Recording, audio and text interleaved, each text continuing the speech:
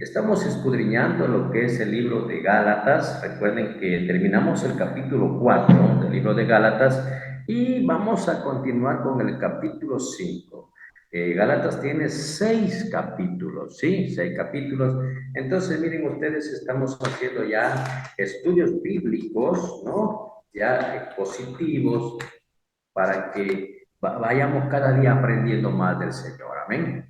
Entonces, vamos a seguir en Gálatas y vamos a escudriñar desde el capítulo 5 desde el verso 1 al verso 4.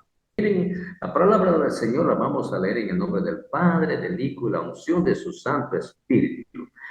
Hay un subtítulo, ¿no? Dice ahí, estar firmes en la libertad, ¿sí? Dice la palabra que somos libres en Cristo Jesús, ¿sí? Libres en Él. Entonces dice, estar pues firmes en la libertad con que Cristo nos hizo libres y no estéis otra vez sujetos al yugo de esclavitud. He aquí, yo Pablo os digo que si os circuncidáis, de nada os aprovechará Cristo. Y otra vez testifico a todo hombre que se circuncida, que está obligado a guardar toda la ley. De Cristo os desligasteis lo que por la ley os justificáis. De la gracia habéis caído. Miren ustedes, es, ¿cómo se dice? Preocupante. El último texto dice, de Cristo os desligasteis. O sea, quiere decir, te separaste de Cristo, ¿sí? Si alguien pone otro nombre que podemos ser salvos, que puede interceder y por nosotros, no es bíblico. No es bíblico. Hoy vamos a topar 4 versículos, los que hemos leído al inicio. Entonces, el tema central de esta sección, miren, es la santificación por el Espíritu. Y Jesús lo dijo, yo soy el camino, yo soy la verdad y yo soy la vida, y nadie llega al Padre, dice, sino por mí. Entonces, en esta noche vamos a continuar hoy nuestro estudio de la carta del apóstol San Pablo a los Gálatas. ¿Sí? Ya recuerden que los Gálatas son una región grande, ¿no? Si usted lo ve en el mapa, ya por ahí, por el Medio Oriente, por ahí está, ¿ya? Entonces es una región fuera de Israel, ¿no? Entonces son gentiles en esta región, ¿no? Donde Pablo envía carta a todas esas ciudades que creyeron en Cristo para exhortarlos sobre este problema. Entonces terminamos nuestro estudio anterior diciendo que Dios quiere que nos libremos de toda sujeción espiritual al legalismo similar a aquella carga que los judaizantes querían imponer a los cristianos de la época del apóstol Pablo. Más o menos ya hemos estado haciendo esos estudios, ¿no? Los judaizantes, aquellos que te dicen, no, tú crees en Cristo, pero tienes que tú también someterte a la ley, ¿ya? Tienes que circuncidarte, tienes que guardar el día sábado, tienes que hacer los sacrificios de animales y un montón de cosas, ¿no? De los que practicaban los israelitas en la ley. Pero ya con Cristo el apóstol Pablo advierte que ya no es necesario eso, ya no es necesario. Entonces, la vida cristiana ha de estar centrada en Jesucristo. Romanos 8:17 dice aquí, y si hijos, miren ustedes, y si hijos, ya somos hijos, cuando nosotros, ¿no es cierto?, somos hijos de Dios. Si alguien de pronto en esta noche todavía no entiende esta doctrina, ¿sí? Porque muchos creen que todos somos hijos de Dios, pero no. La palabra de Dios nos aclara desde el principio, desde el Génesis, que todos somos creación de Dios. Somos creación de Dios. No somos hijos. Pero cuando vamos al libro de Juan, ¿cierto? Recordemos capítulo 1, verso 12, ¿no? Y dice aquí, y a todos los que le recibieron, hablando de recibirle a Cristo, ¿no? A los que creen en su nombre se les da potestad de ser llamados hijos de Dios. En ese momento cuando tú entregas tu vida, crees en Jesús, aceptas su palabra, te arrepientes de corazón, entonces en ese momento te conviertes en hijo de Dios. Por eso aquí el apóstol Pablo, hablando a los romanos en el 8:17, dice, y si hijos, ya somos hijos, también herederos, herederos de Dios y coherederos con Cristo. Si es que padecemos juntamente con Él, para que juntamente con Él seamos glorificados. Sí, la vida cristiana no es una vida color de rosas, no, es una vida que a veces nos trae problemas, ¿sí? Pero problemas con el mundo, porque el mundo dice que para el mundo la cruz es locura, no nos entiende, no nos va a comprender, ¿sí? No nos va a comprender, porque no vamos a participar de cosas que no son de acuerdo con la palabra. Entonces, de pronto eso va a trastocar, ¿no? Va a chocar con el mundo. Y a veces no nos van a entender, ¿no? Entonces, a veces dice seremos menospreciados, ¿no? Vituperados, insultados, y bueno, muchas cosas, ¿no? Pero nosotros ya el Señor nos advierte, dice, para que juntamente con Él seamos, dice aquí, si es que padecemos juntamente con Él, ¿sí? Hay cositas que tenemos que nosotros, digamos, aceptar, que la vida cristiana muchos no la van a entender, no la van a entender. Entonces, dice, Pablo aquí está enseñando, mire, está enseñando que nadie puede ser salvo por la ley y por la gracia. ¿Sí? ¿Qué quiere decir eso? Muchos creen, ¿no? Muchos creen que porque conocen la ley, ¿no? Quizá la pueden conocer de memoria, la ley, ¿no? Y hacen muchos, ¿qué diría? Obras buenas, ¿ya van a ser salvos. No, la palabra nos dice que la salvación es por la fe en Cristo. O sea, necesitamos primero entrar en esa invitación que Dios nos hace. ¿Cuál es? De ser salvos por medio de la fe en Jesucristo. ¿Sí? Entonces, no estamos sometidos a la ley, sino estamos sometidos a Cristo. ¿Ya? Y cuando eso pasa, entonces en realidad, nosotros tenemos que elegir entre estas dos cosas. O somos salvos por la ley o somos salvos por la gracia. ¿Sí? Y cuando estamos hablando de la ley, ¿no? Estamos hablando de la ley mosaica. Entonces, nuestra salvación debe descansar sobre la salvación de Dios que hay, dice, un solo evangelio. ¿Sí? Un solo evangelio, y que es por la fe. Observamos allí el contraste entre la fe y las obras, y entre la libertad y la esclavitud. Dejar muy en claro en este capítulo 5 de esta carta a los Gálatas que el Evangelio solo permite un camino. Y Jesús dijo, yo soy el camino.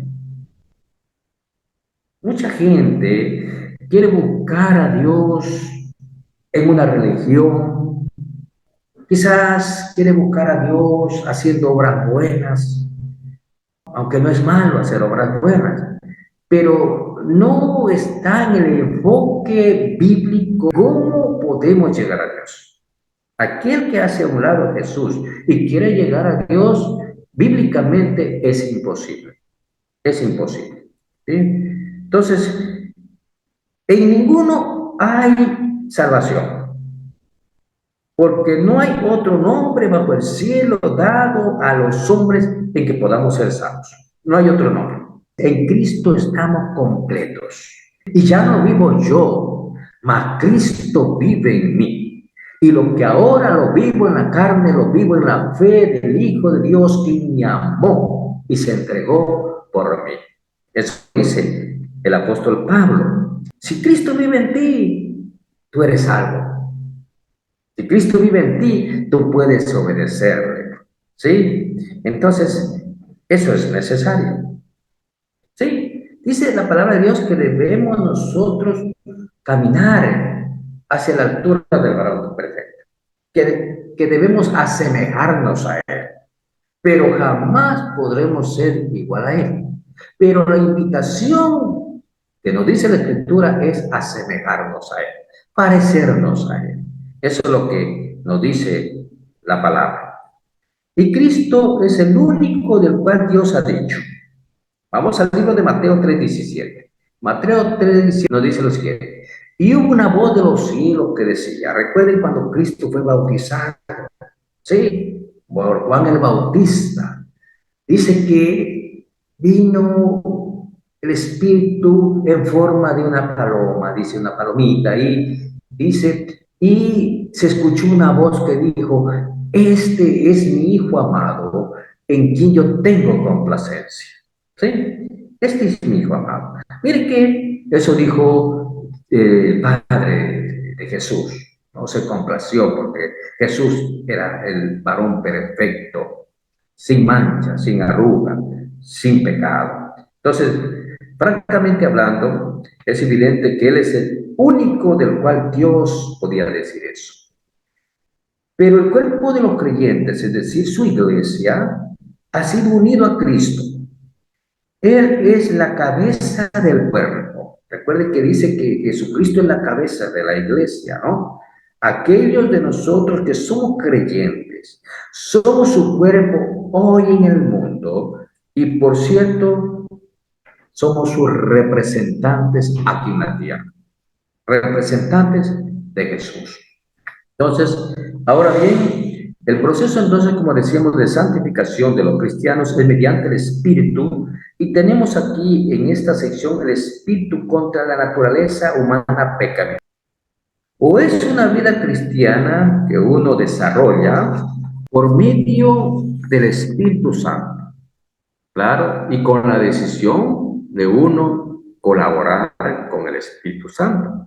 Por supuesto que sí, porque si usted no colabora con el Espíritu Santo, no puede hacer nada el Espíritu Santo. Necesitamos anhelar, caminar como Dios quiere que caminemos. Gálatas 5 del 1 al 4, que es el texto principal, dice, estad pues firmes en la libertad con que Cristo nos hizo libres y no estéis otra vez sujetos al yugo de esclavitud. Lo que Pablo está diciendo era que, considerando que los gálatas habían sido salvados por la fe, debían continuar con esa forma de vida. ¿Sí? O sea, si nosotros somos salvos por la fe, hemos entrado en la salvación, ¿no es cierto? El anhelo del apóstol Pablo y el anhelo de quienes predicamos la palabra del Señor es que nuestros oyentes, nuestros hermanos, sigan caminando de esta manera. No se desvíen. Ese es el anhelo.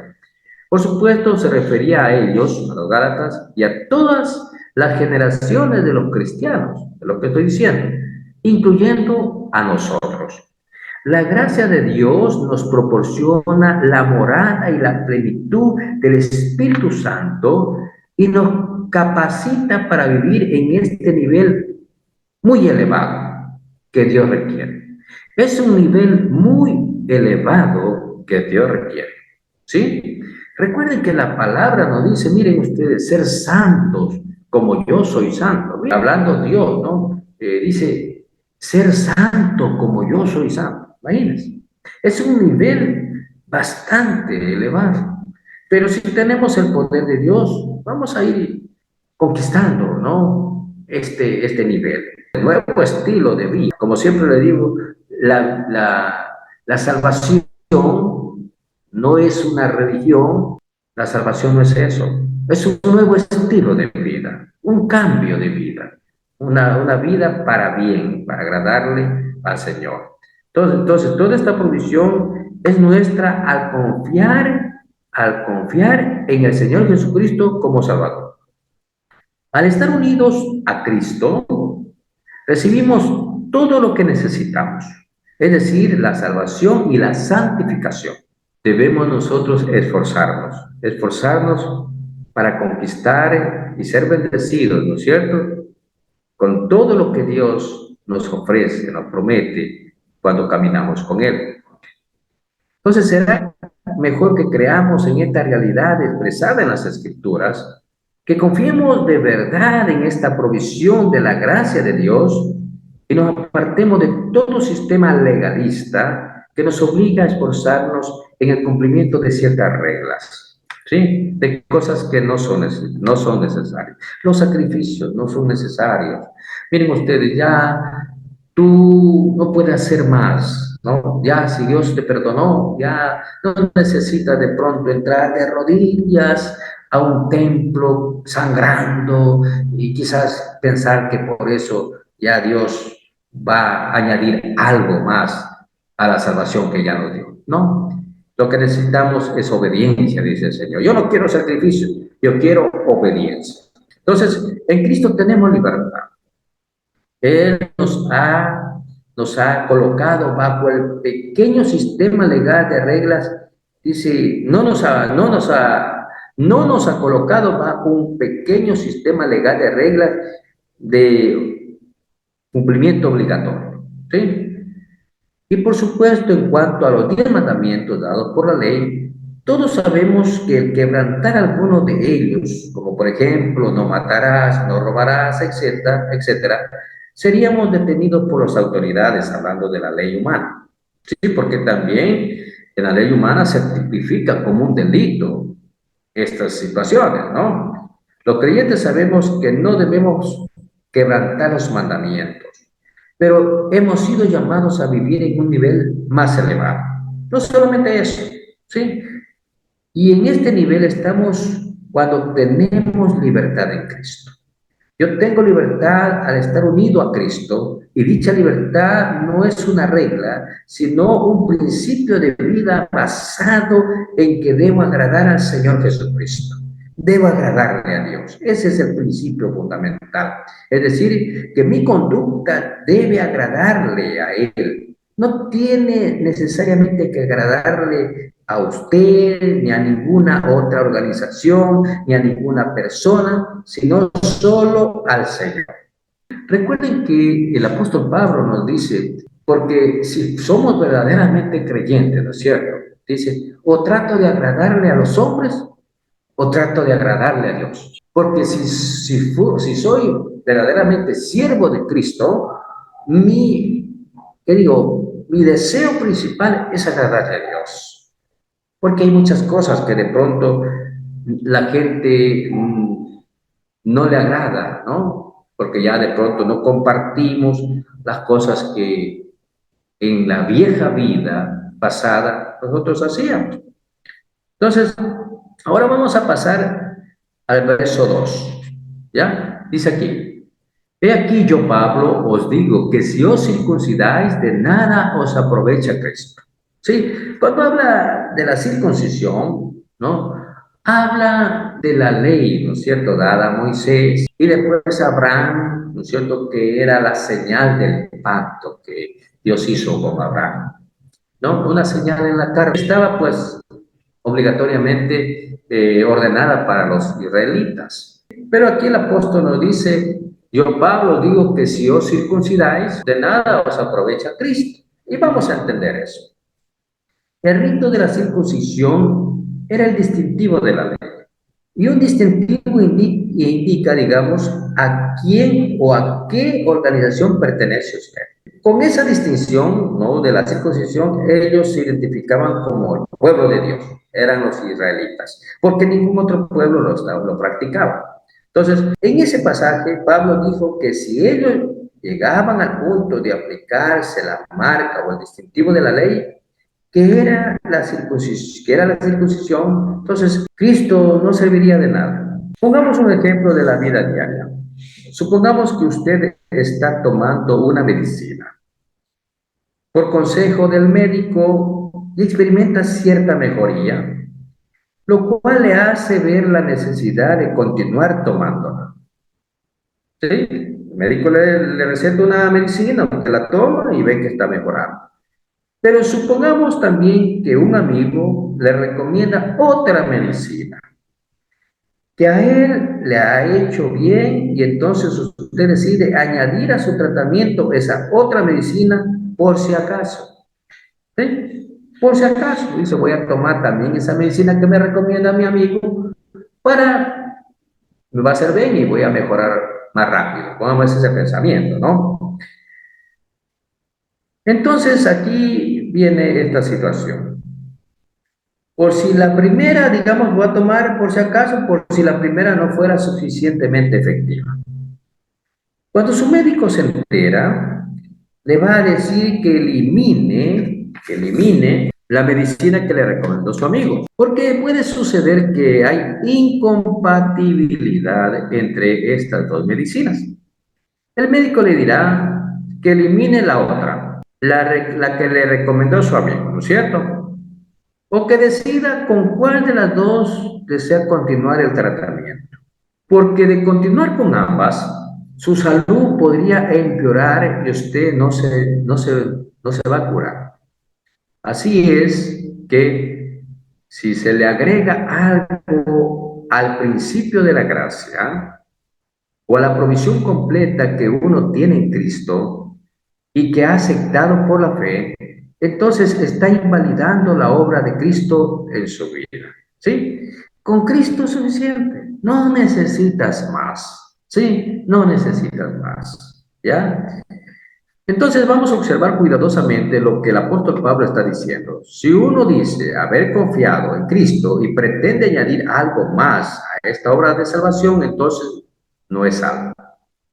Si un creyente de aquella época llegaba al extremo de circuncidarse, que solo era la marca distintiva de la ley de Moisés, o si intentaba pasar por alguna otra experiencia para basar en ella su salvación, como podría ser el caso de una persona de nuestro tiempo, entonces la obra redentora de Cristo no serviría de nada.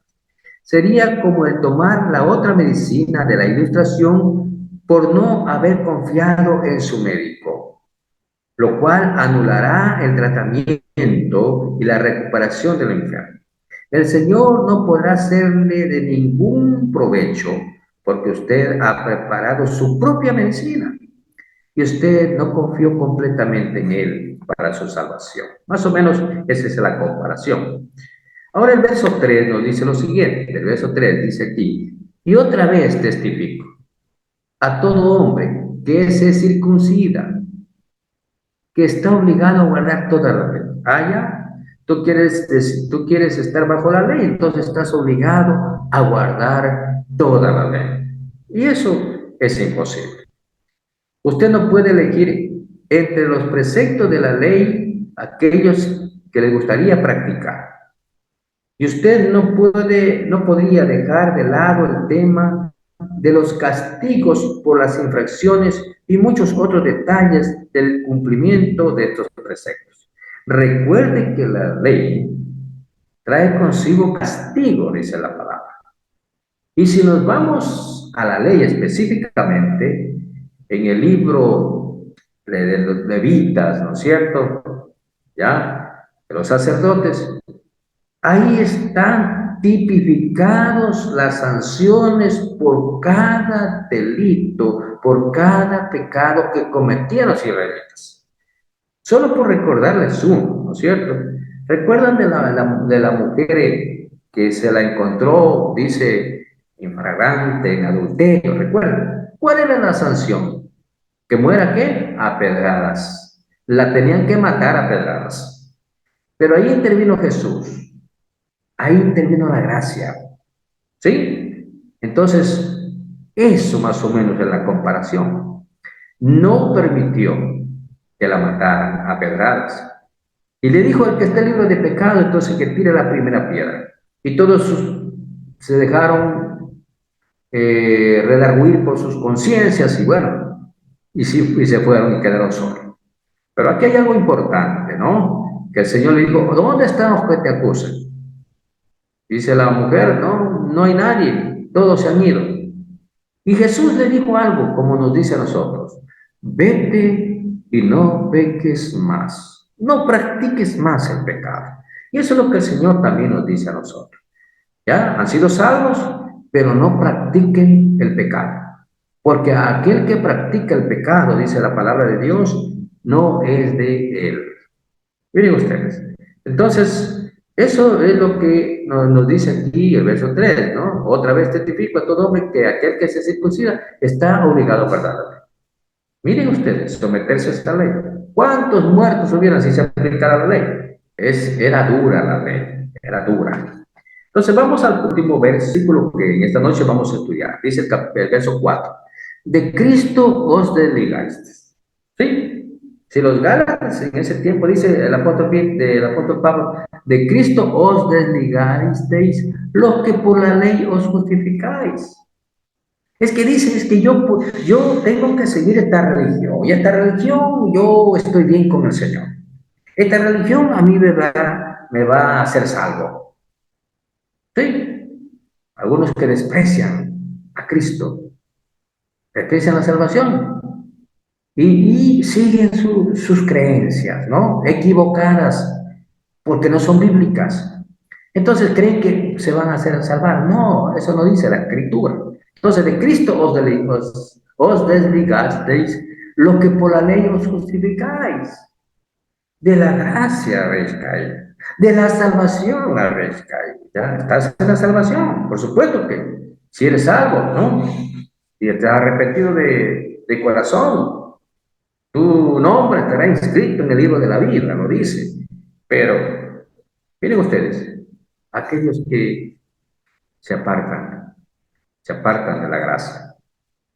Entonces vamos a analizar esta última parte. Entonces Pablo les está diciendo a los creyentes de Galacia y a las generaciones futuras que si habían sido salvos por confiar en Cristo y después descendían al nivel de vivir la vida cristiana regidos por la ley, habían caído del principio rector de la gracia de Dios. Esto es lo que realmente significa caer de la gracia. Pensamos en esta frase, y esta frase no ha sido un poco mal interpretada, dice, el caer de la gracia. No significa caer abiertamente en algún pecado o conducta descuidando de forma negligente, ¿no? Y hacerlo. O no significa tampoco perder la salvación de manera que hay que ser salvo otra vez. No, no tiene relación con esta posibilidad. El caer de la gracia es lo opuesto a una vez salvo, siempre salvo. Aunque ambas expresiones están expresadas con una terminología desafortunada, ¿no? Pablo trató este tema de la caída de la gracia en el resto de este capítulo. Hay dos grandes obras de Dios que están entre el hombre y su condición caída y el hombre en el servicio de Dios. Ahora, ¿cuáles son? La salvación y la santificación, como habíamos dicho.